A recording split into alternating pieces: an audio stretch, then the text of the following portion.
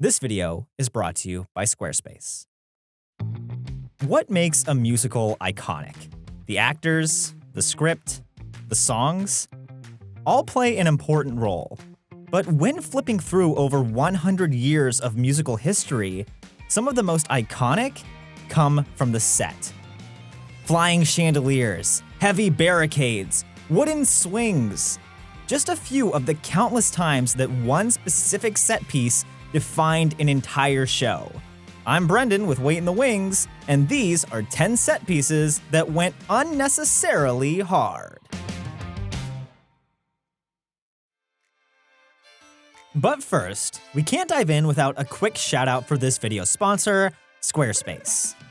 Whether you burn brighter than a great comet chandelier or turn more heads than a turntable in Hadestown, Squarespace has every tool to make a website that accurately reflects you.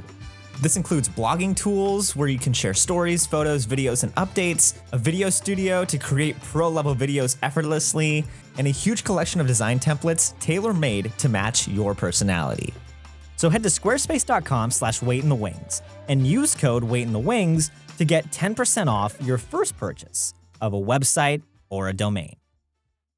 The Rocky Boxing Ring.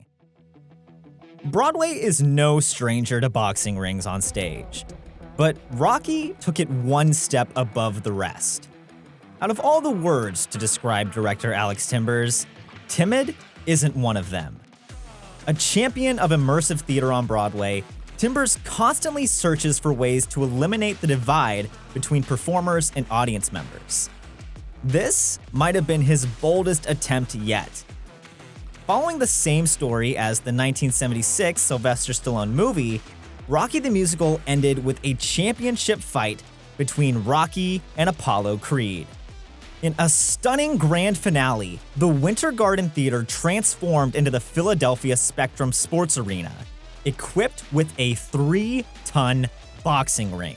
Timbers and set designer Chris Barreca wanted the crowd to really feel like they were at a boxing match, utilizing the same technology used to move shipping containers. Audience members in the Golden Circle were escorted on stage as the boxing ring rolled out into the first 6 rows of seats. For 20 electrifying minutes, the theater basically transformed into a WWE event as audiences watched the fight in the bleachers right behind the ring. As if that wasn't rousing enough, the ring spun and was filled with camera crews, hidden mics and towels, and makeup artists carefully making the actors look more and more bruised the longer the fight went on. Critics had a lot to say about Rocky the Musical, but none of them denied how cool the finale looked. The Beetlejuice House. Holy crap! A house already! Another example of director Alex Timbers' creative flair. Every single scene of Beetlejuice the Musical was a visual wonderland. And the most eye-popping, or snake-popping, feature was the actual house. The set went beyond just aesthetics. It also played an important role in the story. In very early discussions, Timbers wanted the house to be its own character, evolving throughout the night from the Maitland's quaint country house to Beetlejuice's terrifying haunted one. As set designer David Corrin said in an interview with the New York Times, every single thing that is a telltale visual element gets changed. All the walls, all the window dressing, every single light fixture, and the fireplace. In all, the set transformed 4 times, depending on who controlled it. The Maitlands, the Dietzes, and twice under Beetlejuice.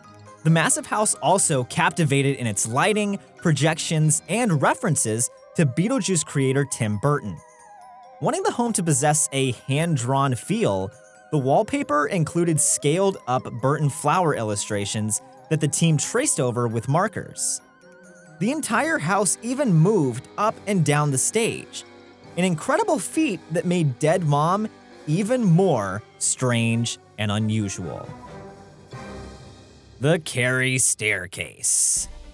Considered to be the queen of Broadway flops, Carrie the Musical looked radically different from its source material, especially during the iconic finale. Much like the Stephen King book and movie, Carrie gets covered in pig's blood at prom and then goes on a terrifying killing spree in the high school gymnasium.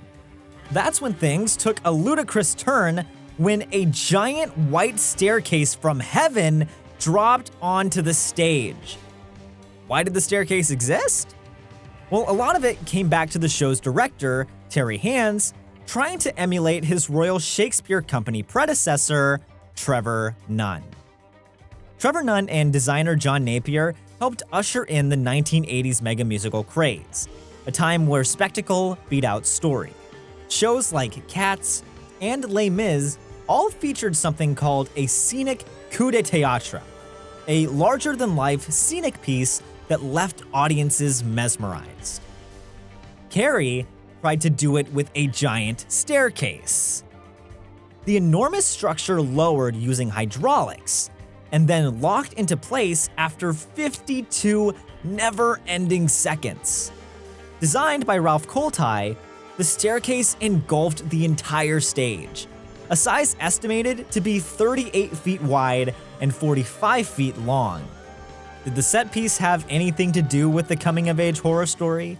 No way. But did it serve as an explosive ending that put the movie's finale to shame? Also no. The Legs Diamond sign. Things didn't look good for Legs Diamond in December of 1988. Actor and songwriter Peter Allen's new musical that turned the murderous mobster Jack Legs Diamond into a wannabe dancer was getting torn apart. The original Jack Diamond earned the moniker Legs from escaping death so many times. In the musical, it was because of his tap dancing skills. Critics and audiences viewed Allen as horribly miscast, and even though he was the star of the show, he consistently failed to get entrance applause.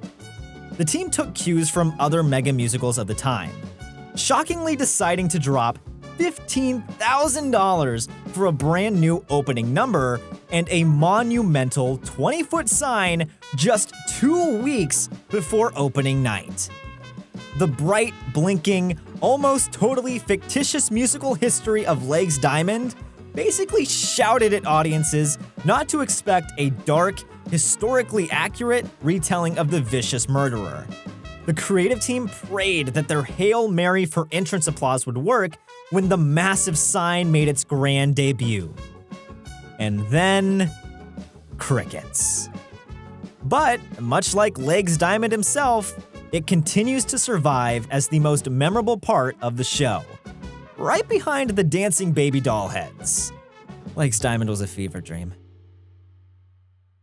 The Starlight Express Bridge. A roller rink on the stage. Sounds crazy, no? In 1984, audiences got to see what happens when a joke gets taken way too far with Andrew Lloyd Webber's Starlight Express. A musical loosely based on Thomas the Tank Engine, Lloyd Webber originally envisioned Starlight as a modest concert for schoolchildren until Trevor Nunn, the Lord of the Spectacle, got involved.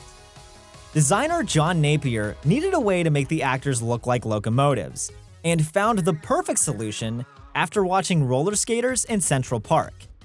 The runaway train of a musical picked up speed when Napier revealed his set design. London's Apollo Victoria Theatre turned into a high-octane death trap. 50 tons of set and racetracks exploded out into the audience. Suspended above it all was a 32,000-pound industrial bridge made of steel, iron, and fiberglass. The actual action took place over 3 levels of track, and the bridge used hydraulic lifts to raise, lower, and tilt automatically. This helped the actors travel from one level of the set to the next. Though cool in presentation, the bridge proved extremely dangerous when the automated movements didn't work. During one performance on Broadway, cast members Bob Torty and Jane Krakowski sped their way from level 2 to level 1, only to realize one tiny problem. there was no bridge. In a flash, Torty shoved Krakowski to safety, sacrificing himself and falling 15 feet to the floor below. Out of all the dangerous set pieces in musical theater history, it's truly a miracle that this one didn't kill somebody. The Aladdin Magic Carpet. Ever since Disney's earliest foray into Broadway, the company's made a habit of bewildering audiences with stunning stage illusions. When Aladdin the Musical opened in 2014, it introduced an effect so stunning that it still bewilders audiences to this day. Name some of the most iconic moments in cinematic history, and the magic carpet ride from Aladdin should rank near the top. Right behind the cabin attack in Cocaine Bear. An easy effect to achieve with animation, but pulling it off on stage took a lot of science. To make the carpet fly, very thin wires run up from each corner to a winch that spins them rapidly in a little circle. The cable spins so fast that they appear invisible to the audience below.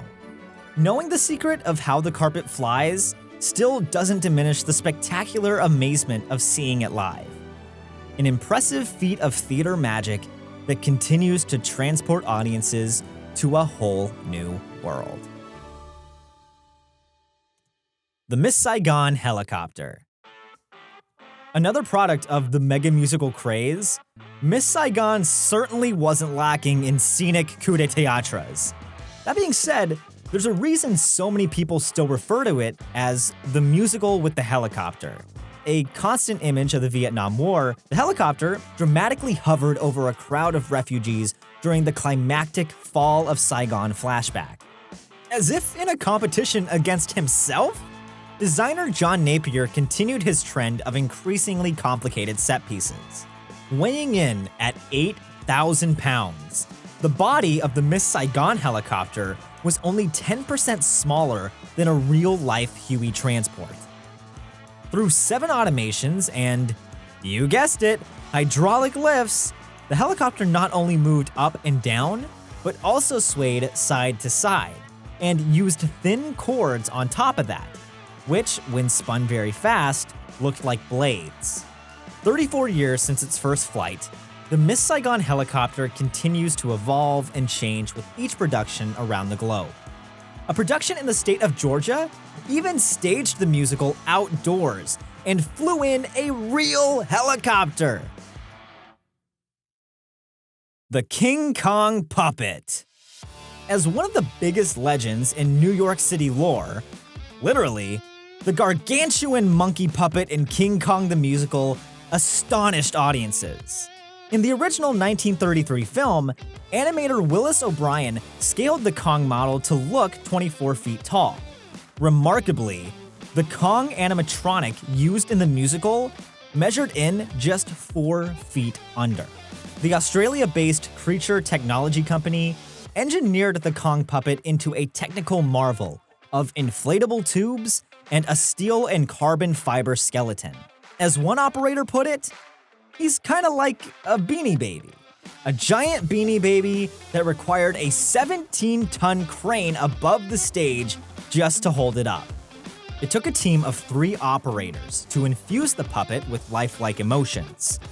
One controlled the face, another controlled the shoulders, arms, and wrists, and the third controlled the head and neck and provided the voice. The actual physicality of Kong required an on-stage team of 10 puppeteers called the King's Company to move the enormous limbs with wires and pulleys. Controlling the Kong puppet was so intense that the Broadway production actually provided free physical therapy for the crew. Out of all the puppets to appear on Broadway, King Kong truly reigns supreme. The Sunset Boulevard Mansion. Sure, the Beetlejuice house moving up and down the stage was pretty cool, but what if an entire mansion dropped out of a ceiling? Say hello to Andrew Lloyd Webber's Sunset Boulevard. A brainchild of spectacle daddy Trevor Nunn and designer John Napier, The palatial design for the home of fictional forgotten film star Norma Desmond was anything but minimal. Napier's set relished in excess. Towering Gothic columns hung over a never-ending staircase inside a 30-foot cathedral of melted gold. The entire set piece was so big that it had to be built in small sections in scene shops across the country. It wouldn't fit in one shop. The mansion flew in the same way every huge piece of scenery moved in the 1980s. A bunch of hydraulic lifts, 4 to be exact, and a joystick that somehow raised and lowered the entire 30,000-pound mansion. Napier's Sunset Boulevard mansion represented the culmination of every mega musical coup de théâtre that came before, and in many ways, served as an end to Broadway's era of excess. The Rebecca Staircase. As a smash hit when it opened in Vienna in 2006, Rebecca the Musical, an adaptation of Daphne du Maurier's 1939 novel, captivated audiences with powerhouse performances, dramatic orchestrations, and breathtaking set pieces. One in particular. The main action of the show takes place in the ghostly estate of Manderley. Rows of imposing pillars surround a swirling spiral staircase. Designed by Peter J. Davison, the staircase was hardly stationary.